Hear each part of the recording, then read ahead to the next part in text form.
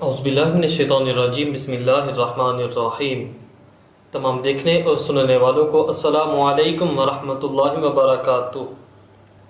ہم سب یہی چاہتے ہیں کہ خدا تعالی ہم سے راضی ہو۔ کوئی ایسا تو نہیں ہے کہ جو یہ چاہتا ہو کہ خدا تعالی ناراض ہو۔ سب یقیناً یہی چاہتے ہیں کہ خدا تعالی ہم سے راضی ہو جائے۔ اس کے لیے آسان سا نسخہ حضور نبی کریم صلی اللہ تعالی علیہ وآلہ وسلم نے ہمیں ارشاد فرمایا۔ آپ نے کیا ارشاد فرمایا؟ فرمایا کہ خدا تعالیٰ اس بندے سے راضی ہو جاتا ہے، خدا تعالیٰ اس بندے سے راضی ہو جاتا ہے جو کھانا کھانے کے بعد یا پانی پینے کے بعد خدا تعالیٰ کا شکر ادا کرتا ہے۔ ہم کھانا کھاتے ہیں، ہم پانی پیتے ہیں، کئی مرتبہ ہم پانی پیتے ہیں۔ ہم کتنی مرتبہ پانی پینے کے بعد، کھانا کھانے کے بعد خدا تعالیٰ کا شکر ادا کرتے ہیں؟